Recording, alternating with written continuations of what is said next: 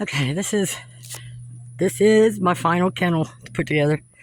And like I said, it's just follow the pictures. They just, it just all just snaps in. And then only thing I suggest for the door, like when you get these parts, don't tighten them all the way. Okay, and don't put the bottom pieces on yet. Put your door together first, and then have somebody help you hold it up or whatever. Line it up. You can hook it on to this here side, and then you might have to maneuver it a little bit before you actually tighten everything up. So it's very simple to put together. That's one thing I learned about when I messed up one of them other ones. I got it kind of crooked, but it works. So I learned to not tighten things up until I get this part. The rest of the part just snaps together. There's no thinking about it. And so I did learn to leave this all loose until I got it set straight. And then all I have to do is get the netting. But first, I need to cut some 2x and put across the top first before I put the netting on. And the one thing about the netting, to save netting and make sure you start from down here, and usually what I do is I zip tie it along the bottom, and then I roll it up over and then down and pull tight over there and tack it. And then you have to go over the top twice. And then you'll have enough left to do 2 pieces in the back, and then come across and do 2 pieces in the front. And then once you get it across everything and you have it zip tied, then you can cut it wherever you need to cut it along there after you get everything zip tied.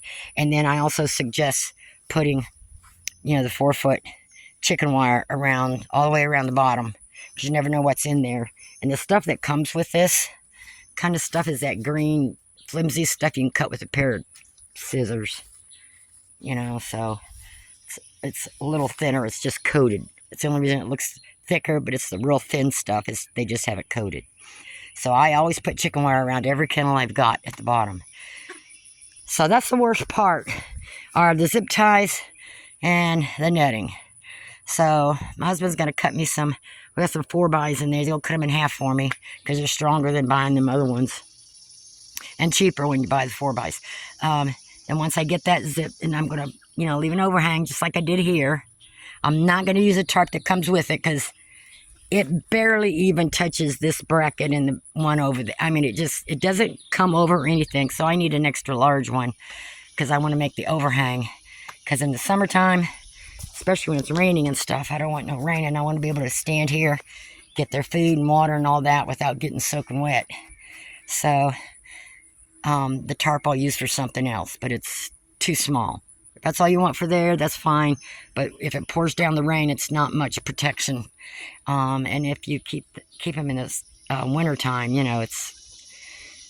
Ugh. So I think what I'm going to do is once I get the netting on, then I'm going to put the plastic on first, and then put the tarp on top of that. That way, like this one here, like in the winter time, if I have birds in here, which you don't do birds in the wintertime, but if I did, then I would take the tarp off so the sunlight can help with the freezing temps inside without that tarp on, was my intentions, but I haven't been doing birds in the winter. I'd give myself a winter break. All right, so that should be good enough. And then I think I have an extra purchase somewhere around here I can reuse. Might have to cut them or something, but that'll be my final one. So when I get to sell birds, I can actually get a 3rd breed to put here. And so all these kennels right now, except for the last 2, which I'm babysitting, so those are not for sale. So really, it would be these 3 kennels that are for sale, and you can combine, look which one you want, So, yep, got another batch coming in 4 days. Yep. Okay, now I got my T-posts in here, which I took from somewhere else. That's why they look dirty. I'll hose them down first. And then I take my metal zip ties and I hook it onto the bars. So that's going to help sturdy it some more once I get... This is the only one that is attached right now. So once I get them all attached, that just gives it more support. And also, if you get a heavy wind or something that comes through, it's going to help hold that down. So it's in the ground far enough that it should be good. There was only 1 year that a big wind came through and pushed my kennel in.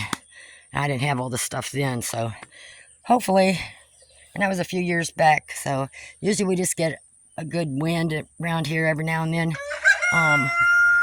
Tornado season, but not an actual tornado.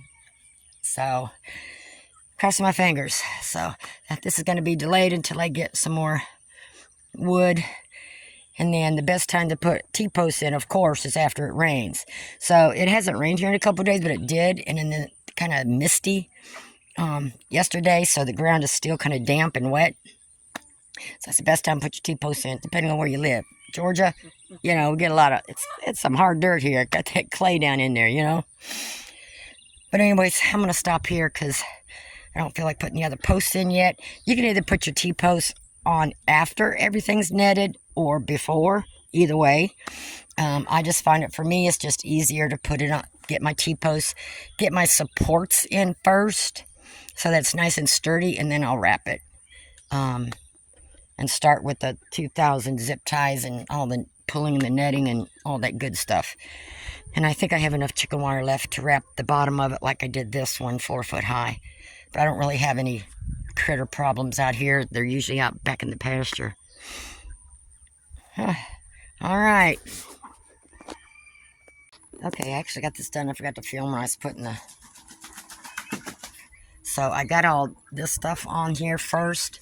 And then, of course, I put those 2x up there, and then I took the on top of it so that the that's laying on top, this here. And then I put it along the back and the sides and everything. And then I got this wire cloth I put around the, just around the front, all around here. I didn't get up top, don't have to. But that's how I've secured everything.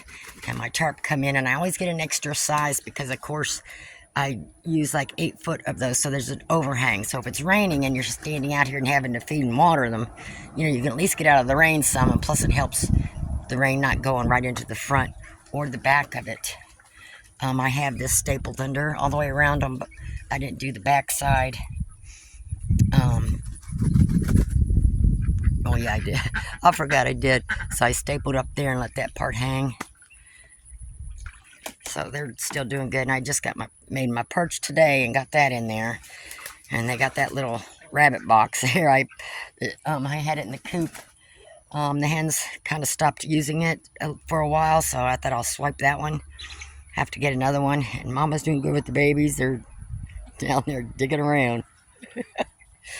But this just holds up better, and it makes it stronger. And with the wire cloth and the T-posts and everything, and the, you know, the 2x and stuff going across there, it just helps to support it more, make it stronger. So when you get these little kennels through Amazon or whatever, make sure you get your supports and everything first. You know, and like I said, I put the netting up over the boards. So, and just zip tie them on there. They'll stay once you get your netting on there. Then usually what I'll do is I'll take and get, you know, around here, like this here. This is the top netting, this piece here, and every space I can, I connect it to the outside netting that helps hold everything even and help hold it on there. And we'll just pull tight enough. That way when it rains or whatever, I mean, it don't snow here in Georgia, but I'm sure it would help to keep it down off there so it don't sink in. And especially a board across the top where that one's at, because that one tends to, well, if you get too much of a load on there, it'll bend. But sometimes we get some really heavy winds and some really hard rains.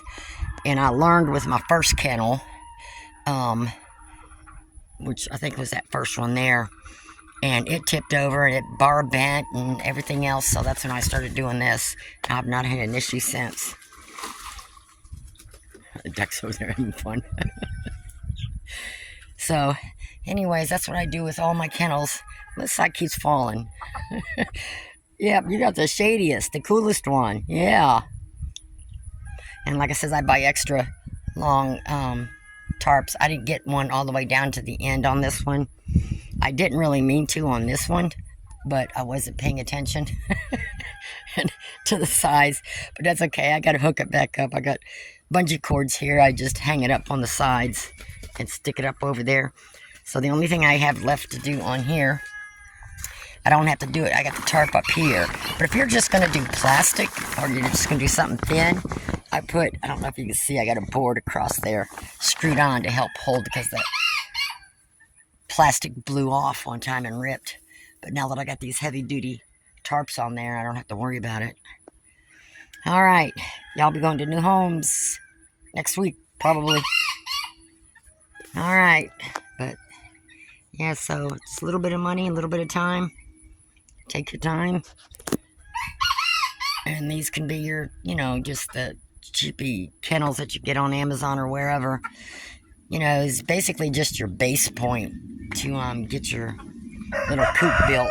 And you can put wood around here if you wanted to, or make a little box here. And basically all you had to do is, put a piece of, if you've got somebody helping you, it's easier. They can hold a board across here while you're on the inside putting, make you a wall, put it together, and then carry it inside and have somebody put a board across here. And while you're screwing it in, it'll grab hold of that board. You know what I'm saying? So, you can do it. I did it with the doggy kennel, the black one. Huh. Yeah. I just didn't want to go through all that with this one. Yeah.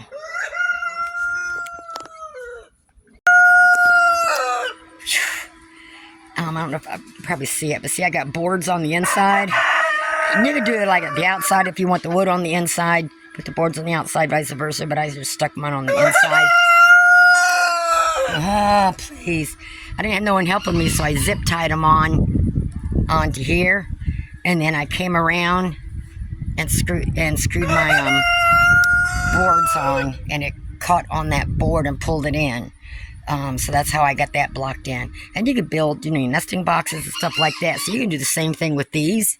You just have to get longer board. Boy, are you just full of it this morning. So you can do the same thing with these,